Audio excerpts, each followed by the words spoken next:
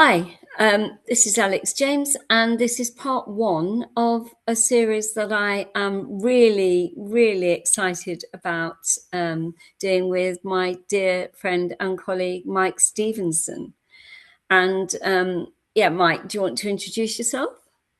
Yes, well, as you've introduced me, I shall repeat that my name is Mike Stevenson. I live in Edinburgh and I've had an interesting life, and now I speak about it on stage um, um, as an inspiration to other people and as a kind of leverage to get them to be more creative and thoughtful about the future. So we've had a few chats about what we're going to talk Mm. about, and being oldies, but we don't. I mean, that's the thing, isn't it? We're going to talk about age as well, and we've got a lot to say about Yeah. that. But you said let's talk about adversity. Do you want to talk about adversity first?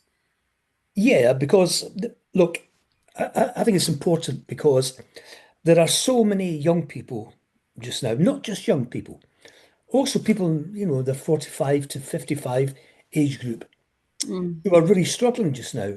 And it's really important to get the message across that when you're struggling, you can either see it as some kind of pit that you cannot climb out of, or you see it as a propellant to something else. And I've managed to do that. I found this out when I was very young, sleeping out, that if I hadn't moved my mindset, mm, that God knows what might have happened. So it's really important. Right now, the world is looking in crisis. You know, mm, tonight, as we're recording, there's the promise to end the civilization being made by one country against another. It mm, doesn't get worse than that. So imagine if you're young mm. and, the future of employment looks really uncertain. Education's lagging behind the needs of today. So there's a lot of anxiety, and I think it's important that we talk about the fact that people come out of adversity and do so very successfully. That's why I wanted to talk about it. It's why I do talk about it on stage as well, especially if I'm talking to young people. I think the thing is believing it, isn't it? Because, like, I don't know if you remember, but I remember older people saying stuff like that to me, and me thinking, yeah, well, you're already there. So, of course, you Mhm. can look back and tell me you can do this. But actually, you try being me today. It's not that easy. But you're right. I mean, my father used Mhm. to say things like, there is no better place to be than when you're on the floor because there is only one way, and that's up. But you've got to Yeah. want it, haven't you? You've really Yeah. got And of to want course, it and believe in yourself. yeah. And But the important things is you don't have to want it right now. You can delay that because if you say, look, come on, where do you want to be in 5 years? You're going to say, I have no idea. I don't want to be mhm, anywhere, right? mhm. So it's important that you plan it out with them in a way that doesn't suggest that from this minute on, they're going to be firing on all cylinders. It's not like that. Life is never like that. And I think a lot of the kind of American motivational stuff is really, is now, now, now, and it's driven by things that don't really matter to people. Like money is not the primary motive for most people, certainly in Scotland. It's just not. You say, I'll make you £1 million and get you a Ferrari within 5 years. People are going to say, what? It doesn't. It doesn't motor them. And I've seen this, incidentally. I've seen a motivational speaker say this to youngsters in school, and it was awful, and they just did not respond. They just thought, what a knob. Yeah. So you have to be, So it you has have to to be be sensible with it. obtainable or Yeah. within there. Yeah, yeah, I get that. But I think it's something about how can you ignite that? I mean, this is what you do, and you're Mm. amazing. And I've been watching some of your talks, and Mm. really, you are amazing. There's only one other guy that I could compare to you, and that's a guy called Randy Pouch. I don't know if you've ever heard of Randy Pouch. He was dying of pancreatic cancer, All and right. he left a book which was Yeah. inspirational. I'll get you a copy actually and send it Mm. because it's Yeah. you know, but he had the same kind of thoughts about wanting Mm. things. and Mm, it wasn't about material things. It was about wanting to achieve for himself, really. absolutely. And that's the thing. And I don't know why is it that so many young people have lost their way? Do you think it's because of the because there is this breakdown, isn't there, in families and not like we knew it. I mean, it's sounding really old, Yeah. but families are not what they were Well, I really. mean, look, we're living in a time of immense change. Um, and we've had COVID, which had a huge impact on people. Imagine those who were at university or college, how were confined to their rooms or confined to home, Mm, home study. When you're going to college and university, that's when you meet people. That's when you party. That's when you learn to socialize. It's where you meet girls or boys, depending on what your preference is. It's a time of learning and it's a vital time. You take out those years. And people younger than that who miss out on 2 years. If you're yeah. six, that's a third of your life. You're in lockdown, and well, obviously the proportions get less, but it's a huge amount of time.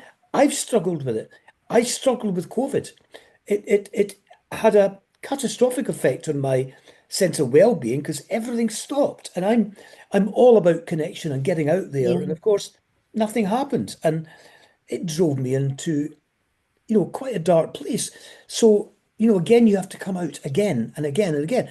There's no single life solution, and it doesn't happen overnight. And it's not about trying to persuade people that they should have a vision of their life. Mm. It's about eking out their talents and their personality traits that are of value. I've worked with gangs, and you say, look, you're a gang leader. You're a leader. You are a good leader because you've got guys who aren't going to kill you, they're going to follow you. And I said, that's leadership. Just think how you could use it in other ways. And then I met him, a few years ago, and he was pushing a wheelchair at the football. And he said, I now run a wheelchair basketball team and we go all over the world. And I just thought, wow, that's how his leadership was So found. where do you sorry to interrupt you, but I wanted to just ask you, where do you get back from? You've said that you went down to this dark place. So what drove you to get back up? How did you do it then? Well, look, I don't fix on the immediate. So, I don't think, oh, the next thing I need to do is this. That's not my, that's not why I'm doing it. I got arrested one night in London. This is when I was younger. Well, obviously, I was much, much younger. And I was taken to the police station and kept in the cells overnight. They found it very funny. Here's a cell, we want to fill it, give you time to mull it over and all that stuff. Because I'd stolen a crate of fish. And in the morning, the desk sergeant said, Michael, don't want to see you back here. You're a good guy. He says, what are your dreams? And I said something like, I want a job and I want to get somewhere to stay. You need one for the other, and you need the other for the one.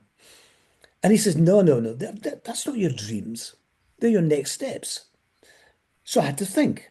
And that's what I want to do well in music because I play the guitar and sing. I don't have a guitar now because I'm sleeping out. And one day I wouldn't have my own business. He said, that's it. Go out and make it happen. And of course, those things did happen quite rapidly in terms of the music. And at the age of 43, I set up a business and did really well for 20 years and then lost the business. But hey ho, that's life. What does that do to you as a man in business? And you were, I mean, you're successful again now, but you were successful then. And to lose it, what did that do to you? And how did you keep the drive? Because I think a lot of people, when they lose everything, literally everything goes, and it must be very hard to get back. But that, how did you? And At, what did at it the do? time, I was fine about it. I said, I've lost a lot of money. I mean, a lot of money. because I wanted to pay off people that I owed money to rather than just going down the business route, you know. Mm. And so I was all right at the time. It was the period of the next 2 or 3 years when the contact list began to shrink. The people that were always buzzing around you, this didn't seem to be there anymore. And the bank that used to invite me to all these corporate events and give me canapes didn't invite me to corporate events anymore. So it was like that. And, I used to go to a lot of dinners and so all those things stopped happening. So your world shrinks all of a sudden. That's the hardest bit for a man to take And because, that's a bit like, isn't it, retirement as well? Because we were talking about that last night. yeah, When you think you're going to do these things, but you don't realise the shrinkage yeah, that's going to happen. Yeah. yeah. Because men in particular are defined by what they do, who they are, what's their job title, what's their status, all of that. And when you have to say, I used to, Mm. it says something different. I mean, I've known I did work with one Scottish football club, did their PR and all that. And you met some of these amazing footballers from the past, like John Charles, Welsh. He played in Italy, big, big name. And they were now so humble. And all people talked about was the past. I remember that goal you scored, John, in Highbury in 1962. Imagine having to talk only about your past, what you did as a young man. And here you are, 50 years later, and that's the only topic of conversation people have. I'd love to have said to him, I didn't get much of a chance to talk to him. I'd love to have said to him, what are you doing just now? What's your view of the world? How do you think things have gone in the game? And he died, not too far distant past. And so that I found that scary that, you know, footballers, just take one, profession. They've got very short-lived life on the field. Yeah. And thereafter, unless they go into the media like Gary Lineker, or they're a pundit, in Scotland they used to open a bookies shop or a pub because that was their frame of reference. They didn't have financial advisors. So a lot of them ended up skint, completely skint. And now, of course, it's changed because they do have, financial advisors. They've got people that advise Mm. them on business. They make investments. But it's quite sad that the best years of your life literally are when you're very young. And they kind of end when you're 34, Mm. 35 if you're lucky. That's awful.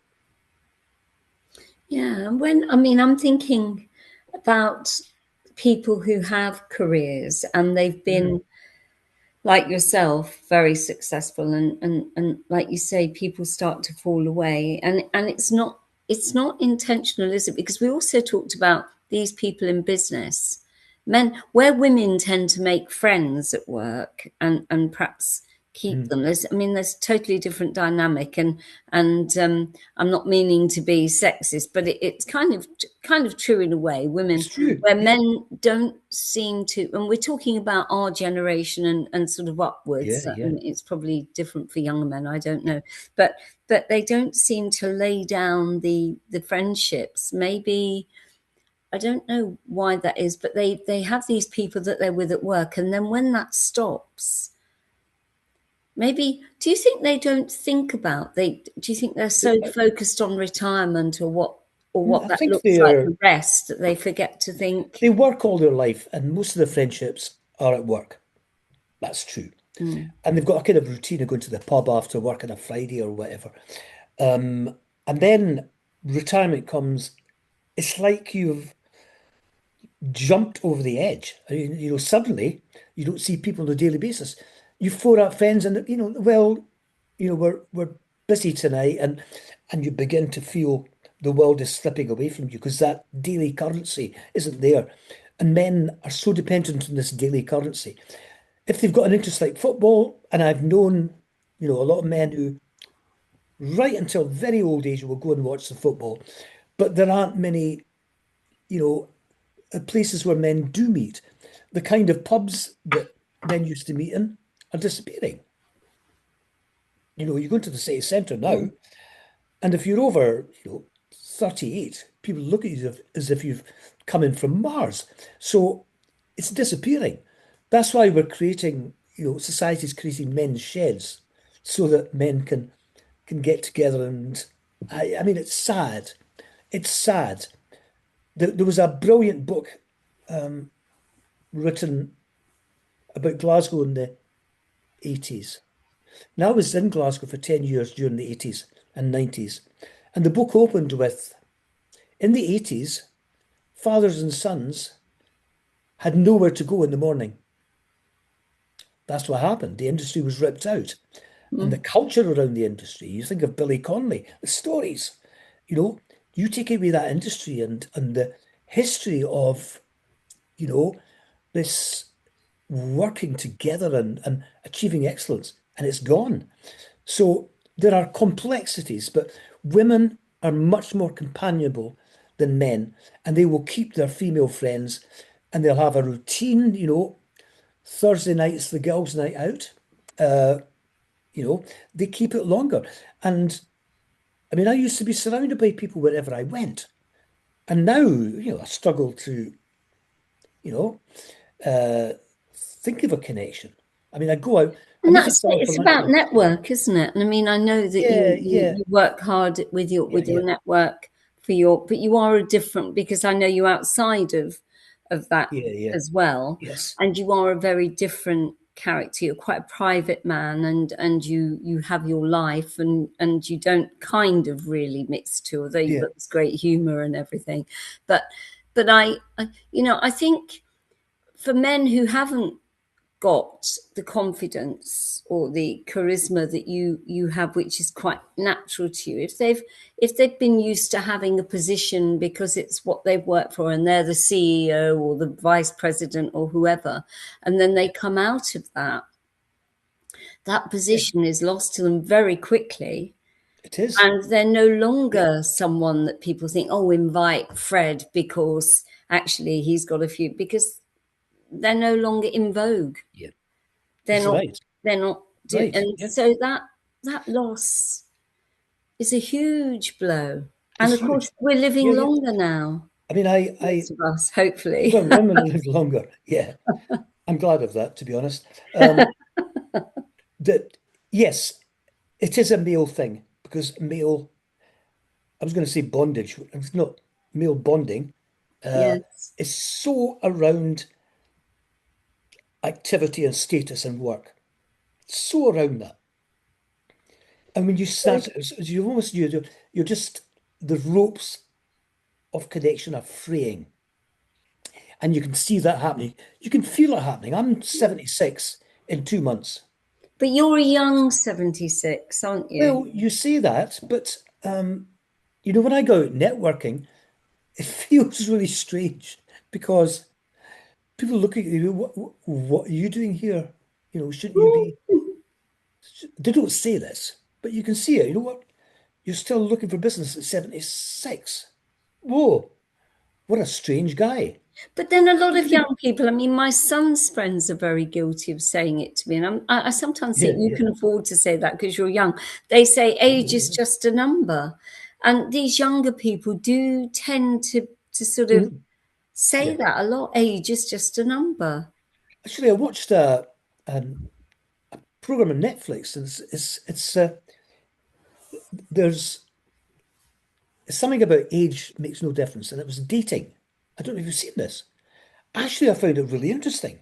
Yeah. It was really interesting that when they didn't tell people their age and they put them Oh, together, yes, I watched it. Yes. yeah, I found it I really was interesting. really shocked though, because some of Yes, them looked yeah, so young, didn't they? yeah. Well, And of course, a lot of them have it all was different American, of treatments course. to, So yeah, yeah, to look Americans, young. Americans. of that level of society look after themselves. And, they take pride in that. And I think it's a great thing. We don't have that tradition in Scotland. But But I mean, you're working at both ends, really, aren't you? yeah, In your public life, because you're inspiring young people. I know you're very passionate about young people, I would do that for and nothing. Yeah. yeah, I know that, and probably have done too. But I'm Mm. thinking, young people and wanting to help them, because I think when you've had a struggle, you understand it. So, Yeah. and I think to also know that you have helped people is a wonderful thing, isn't it? That you get that back when, like when you saw the man Yeah. pushing the wheelchair, but then you're working at the other end as well, where Mhm. they're falling away, as you said, and I Yeah. think that's really true. And how can you inspire people? They've got all this knowledge and it's untapped, and Well, really they're going like lemmings over the edge. yeah. I was asked to speak to, there was, I don't know how many, 200 pensioners at Hampden Park in Glasgow, which is the Scottish National Football Stadium. This is just um, a few days before Scotland played Denmark in the qualifying game to see if they would go to the World Cup. And so I was there and I got them really pumped up. It was quite extraordinary. Um, there were men in tears saying, I've got a plan. Do you want to see it? After I talked, and they were writing Mm. things down. And it was just about saying to them, in this room, there is so much, you know, capital. And I don't mean financial capital, but there's gold in here. There's stories, there's experiences that you spanned, a generation or generations where the world has changed outright. And when I speak to children about what the world used to be like when I was a kid, they're absolutely fascinated. You know, you show them the what are these things we used to count the money. See, that was our The calculator. abacus. Yeah, because that was our calculator, and this was our iMac. And you pick up a pad with it. You can. The innovation was to be able to draw on this screen, which was just made up Etch a of. sketch, like an Yeah, etch yeah, a sketch, yes. I think. And Yeah. they're absolutely fascinated. Mm. So, and but you see, imagine what you could bring to this city in terms of planning it for the future, because you're not saying we must have this technology, we must have that technology. I want you to think about the function. I want you to think about the beauty of the city. What have we lost? I want you to think about older people being able to enjoy the parks as well as younger people. Like in Finland, they introduced older people's playgrounds, pensioner playgrounds, when they wanted to improve the health of the nation. We don't think like that in the UK. We're very, Why? Why do you because think that is? it's because everything is in kind of divisions. Because we were the forerunners of the Industrial Revolution. And the Industrial Revolution was all about processes, it was about putting things into a production line, and it was about people doing each little task. I'd been on production lines in steel and biscuit production as well. Oh, and you are just there to do something. And the day after I started in the steelworks, I didn't know what I was making. And I asked the foreman, he says, "We don't need to know that." I said, "I do." And actually, it was camshafts for Ford Motors. But that's what we learned to do. We learned to create production. And classrooms are lined up like production lines, aren't they? Some is at the Mhm. back, some is at the front. So we haven't got out of that mindset that you have to have, people doing very specific things. So why would you bring in children to design a playground?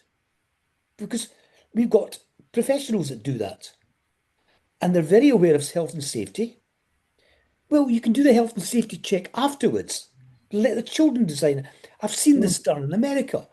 So we don't think outside these streams, these departmental channels that we have.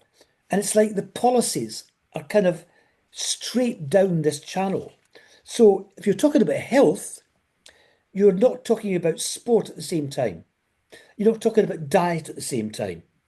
You're not talking about our environment at the same time. Do you know what I mean? Yeah. So public health officials are specialists in public health. Sports people are specialists in sports. And so it goes on. So we don't bring them together. I have done that, brought people together, and that really works. You say, don't think about your job. Don't tell people what you do. Don't tell them who you are. Just focus on ideas. And they start to come. But we keep going back into these departmental lines, and we've never been able to escape it in I all think the time I've been what we're alive. losing is, and this is what frightens me, is that being human, what makes us human. And with now AI coming in, and Yeah. I remember when with my courses, people saying things to me like, AI could do that for you. And I'm thinking, well, Mhm. AI could, but it won't be me. Oh, but you can write it like you. And I had a look at some of the stuff it wrote, and sure enough, I'm thinking, wow, that's that's the way that I write. But there's something missing that AI will never have, and that is passion. It Yeah. can't have passion. It No. can mimic you, and Yeah. it can do these things, but human beings, we're the only being on the earth that has imagination. And that's the critical thing. And AI will not function without human imagination. No. We've got to make the judgment calls because it's you would never get, a Leonardo da Vinci coming up with the design of a helicopter, centuries before the technology was even thought of. Because AI can't do that. It can only program what it's accumulated. But So then it's a if we purely keep the original idea. children, Hmm? if you keep the children regimented and we get rid of the old people, there's no encouragement for creativity and Yeah, innovation. yeah. And, all of the people who were innovative and creatives, and just had sort of, they believed in themselves and went out and tried things, the adventurers, they were all kids that probably would be told they've got ADHD today because they were too Oh, yeah. lively. I mean, Well, I what we was. seem to want is kids that will, and that's not Yeah. natural for children, is it? No, I was Children that will diagnosed sit at at a desk 73. and be regimented. Yeah. Don't And talk, then, and also let's tell them as well that it's very dangerous to talk to strangers. And what's more, let's tell all the people that they shouldn't talk to other people's children. And it's yeah. well, maybe we won't tell them that. We'll just make them feel very uncomfortable if they approach a child and talk to it. So what we'll do is isolate. We'll bring in this Yeah. isolation, and then people will have Yeah. their little boxes that they fit into. Yeah. We're in And danger. Yeah. yeah, Progress can bring regression. And that's it. That's exactly yeah. it. You said it. And children are very instinctive. I remember being a child, a long time ago, and I remembered people that I didn't trust. You Mm, kept away from them. No, I'm not suggesting that we we do away with the protections to children, but I mm, sometimes think that by overprotection, we're making them more at risk and exposed when they get a bit older. mm. And that's a real risk because you know, you learn by putting your hand in the fire, Well, they when won't you're a have child. intuition, will they? They won't. Yeah, yeah. They won't develop that sense of this doesn't feel safe. There They is a risk of won't. that. So, Yeah. sometimes you have to take risks within a confined risk area. You Mm, wouldn't, climbing trees. Well, one head teacher in London said to her young people for, I think she was a Scot from Glasgow, and she was a tough woman. She turned the school around. She said, for homework, I want you to climb a tree this weekend and get a selfie, right? Or get someone to take a photograph of you. That was her homework against all the health and safety guidelines. But I think she was part of an academy school, so she could she could do that. Mm. Now, I think that's inspired because we all climb trees. All of us. When I was young, you disappeared out of the house in the morning. You went a wandering and you came back when you knew you wanted food, when you were hungry. And imagine the contrast between that and sitting in front of a computer all day. And I know young people are moving away from that because, you see, I've seen recently a couple of teenage girls, late teens, sitting playing dominoes in a pub. I mean, that's extraordinary. So they will adapt, but we stop, making everything so controlled. Because if we control everything, we don't allow people to breathe. And when people breathe, they sniff this fresh air, and their imagination can kick in, you know? There's something that I find really interesting, and that is that we've taken away this freedom from children, and we're kind of ring fencing them a bit, and and keeping them safe, and Yeah, yeah, etc. etc. And then what happens is we have these children who've got too much energy. So that, the ones that don't want to conform, the what yeah. I call the innovators and the shakers and the dreamers and the creators, and that's kind of then termed as difficult, disruptive. Well, we want disruptors, don't we? But we don't. Mm, Um, and then these children that are doing that are being penalized yeah, for being disruptive. But yes. then what do they do with them to help them? They send them to farm school. And that's a new thing that's Yeah, being I didn't know offered, that. I mean, farm school, so yeah, that they can go and be amongst great. animals and be out in the fields and experience That's things. great. So That's it's great. healthy for them to do that. So why Yes, don't they just yes. let all the kids have access to Well, I these things? agree. I agree. It's really weird I that, we kill I the absolutely creators and agree. the Yeah. innovators, and then What happens next? I don't know, but we've got to break out of these little cocoons that we find ourselves in. And yeah, that's what happens to older people. They get cocooned. But so do younger people, because we cocoon them, particularly children. And we need, I don't know how to describe, but great paintings are formed from having different colors mixed together. Am I right? yeah, Great human beings are formed by different kinds of human beings working together. Now, in America, some of the really, you know, younger upstart, recent start companies, they put adverts out like, we're looking for square pegs for round holes. We're looking for neurodivergent, neurospicy people. We're looking for creatives, argumentative people, innovators, challengers, scavengers, and you think that's brilliant, because it's saying to make breakthroughs in our business, you need people from all different kinds of, parts of the human system. That's where you get this little bit of friction. That's where ideas come from. You can't strike a match in a wet box. no, and there's something else as well that I was going to say to you about, and I was Yeah. thinking particularly about Grenfell. And you remember Mhm. Grenfell? People drove from miles away to bring Yeah, water to families I and know. Yeah, supplies yeah, and clothing and things. And on the therapy side, I looked at that and thought, what's going on with human beings that they are, whenever there's a disaster, they're all flocking to it. And I think it isn't about them needing to be needed. It's about them needing community to be part of something. yeah. I And think it what is. we also lose, I think, or are losing, is that feeling of, the feeling of giving. And we like that. We need that. The good feeling you get when you help someone Yeah, else, yeah, or when somebody rolls up years later and says, and it's a surprise to you, you've said a throwaway comment, and then they say, that really helped me. And you think, wow, that great feeling. And I think that people are hungry for that. They need that. they're They hungry. need to be Yeah, loved and to feel yeah, part of things. And if we keep yeah, going into this isolation and, you know, yeah, I, it really worries me.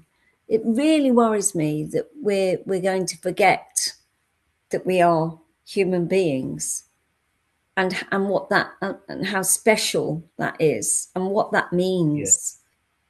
That the world really is your oyster, and you are the creator of your Well, life. absolutely. When you think of what humans have accomplished, Mm, you since we're first on this earth, since that apple sat so temptingly for Adam, um, it's astonishing because you start from nothing. In every single stage of development, with someone being sparked by an idea. It's two people coming together and discovering how to make fire. And then the rubber tire, the wheel, and then the rubber tire. Life has taken us through this extraordinary journey of growth and innovation. The trouble is now that we're outsourcing, or we think we're outsourcing growth and innovation. We're not actually. We still have to program it. We still have to be there with new ideas. And AI will not come up with something that's totally original because it can't. mm. Because it can only use the accumulation of all the information that But it's got. but So, the other danger is, yeah, isn't it, is, and I don't know how I feel about it. I haven't quite processed that yet. But people who are lonely. I mean, and certainly, with bereavement, I have my concerns about yeah, it. But yeah, with people who are lonely now, they can have an AI chat buddy, and this person, the more you tell yeah. them about yourself, the more it learns, and the more it Sure. gets to learn, so that eventually you end Oh, up with a being that's not a being who you can talk to, who will ask you questions, and be your friend, and it's not real. yes. And the other, I don't know if you know about this. The other thing that concerns me is, I watched a woman. I think it was in Japan, but I'm not sure. Her daughter had died. Her child had died, and they set up a studio To bring where it back she to was life. able to, yeah, she was able with technology to visit a make believe heaven and see an image of her daughter and have a last hug. And I'm thinking, how many times would people need to do that? And where is that going? What is that? What is that about? Um, Well, it's almost yeah. like we're creating a plastic, or an unreal version of life, that we're all going, like I said about lemmings. I mean, that's a very old fashioned thing, isn't it? But it No, is, it's we're all heading towards it. And then there's you and I, and probably thousands of older people like us, the elders, the grandparents of the world, saying, stop, please listen to us. There's well, maybe we more. shouldn't say stop. Maybe we should say, have you thought of? No, I'm Because, saying stop running over the edge. Just stop, well, stop yeah, going but into this isolation. Just stop it. but Just stop there and think. every generation's run over the edge. You think about it. Yeah, but not to the Um, not. yeah, but we always think that we've reached the point where can't go any further. This is the end of humanity. I think there's a lot of mileage to go, and we just have to communicate more because if you're young and you're not talking to people who are not your parents, but older people, it's funny that children get on better with their grandparents now than they do with their parents. Um, and I'm not surprised because there's a tension with parents. Parents they can be overbearing because they're worried. They've got this responsibility. And grandparents are just that one step removed and they can say, oh, relax, you know? And so that means as a generation, our generation, although we're a few years apart, has got a role to play. We just haven't found it in informal society. And that's what we've got to try and recreate. And intergenerational stuff is big in Scotland at the moment. There's an international movement to get older people and younger people together. They're building older people's homes in Australia around the schools so that they're part of the school property Mm. portfolio, which is great because they make friends with the kids and makes sense. They're And part they've of the got educational time. They've experience. got time to talk They've to got people time and they love and to people. hear them. Yeah, yeah, Yeah. yeah. I And mean, I to love seeing inspire them. children. They just watching them, listening to them, seeing how they respond to the world is amazing. I mean, it's fun and you could watch them all day, except you can't if you're a man of my age. You know, you're looked at with suspicion, which is terrible. But I can understand it. But it is fascinating because children will fixate on things that you and I can't even see Yeah. because we're so familiarized with the environment. So they're unearthing things that we don't know exist because we've stopped seeing it. Mm. So yeah, there is, I think, a huge amount of mileage, and I think particularly with primary age children, to have older people as part of the school mix, the whole experience, asking questions that you don't ask a teacher, you know. So it's sounding to me now like you're forging another career for Yeah, yeah. yourself. And, that the, people would say, what, 75 and yeah, but you've got so much Well, energy, aren't you? And I've you done have all it. these ideas and it is like Yeah, I've another actually won career. awards. I've won awards for raising the attainment level of young people. Um, and all I did was, because I had a creative company, a advertising marketing business, and I would go to schools and I would get them to think creatively, and we worked with one school to come up with a logo and a vision statement and values, and they did, and they were brilliant at it. You know, and that's where do you get that? It was a new school building, and the kids wanted to wear uniforms because they were considered a poor school, worst performing school in Scotland at one stage. That's what they said. And they felt stigmatized by that. And also, they didn't want what they wore at school to reveal their parents' lack of money and Mm. lack of status.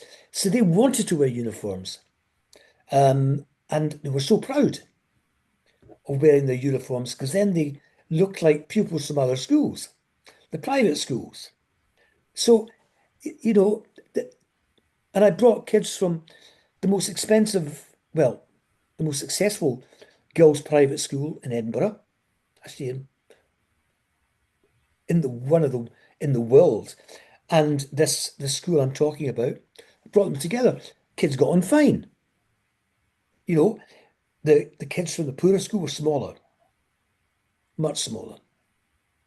They talked about holidays to, caravan park up the road, while the kids from the private school talked about the Bahamas and, going down to the Maldives. And here was the real difference was, so where are you doing your work experience? Oh, I'm going to do Tesco shelf stacking. What about you? Oh, I'm going down to work with Vogue magazine because my mother knows the deputy editor. That was the difference. Connections. So why should kids only be confined to the connections of them and their parents? We need people around schools who are connections as well. I want to be a connection. If someone wants to ask me something, let them ask me and I'll put them in, help them to find the right person if I know anyone now. But that's where, we have cut off opportunities just But your because, ambition now has really got to be, hasn't it, to start your own academy? I mean, uh, there's got yeah, to be now the Mike Stevenson Academy. I feel that's coming, isn't it? It's something, isn't it, in the background there somewhere that you're thinking you'll do that for the well, not yes, for the young, but for all ages really that want to. You yeah, know what? yeah, yeah. We've only got a few minutes left, and from starting off talking to you about adversity and to where we are now. I mean, I'm feeling really uplifted by our chat, because I think Good. whilst there are people like you with the drive you've got that continue to push forward and to see the best in everyone, because that's what you're doing, isn't it? You do see the best in everyone. Yeah, I see the value in everyone. Yeah, the I say value. Oh, yeah, everyone's but got value value. is such an in word, No, isn't no, it? no, but people have value. People are made to I feel know. they've got no value. And if they know that you value them, that you've put, you know, some kind of um label of you're a resource, you are valuable. Don't go away. I see something in you. I watched you do that a few minutes ago, and I saw something. I'll come back to you on that. It's just it's different. It's different dynamic, isn't it? So, if people want to get a hold of you and have you come into their school, or their just come and talk to them, and I'm thinking Or their particularly then business or maybe their community. business or their Yeah, communities, it's your yeah. website, yeah, It's www.mikestevenson with a v.net. .net, and they will be able to contact you directly, personally. Yes. Great stuff. So, Yeah. Mike, I can't. We will have more chats, won't we? Because we'll Oh have another yes. No, one I'm next up for week. this. I will And really I'll look wear a different into it. t-shirt next time. I'll wear one that's more kind of contoured, so it doesn't show too much of my turkey neck. You are a very disruptive man, Yeah, a rule that's me. breaker. Yeah. Okay. Well, it's been great talking to you, My and pleasure. let's say goodbye for now, and Okay. look forward to the next time. Thanks, Thank Mike. you and good night.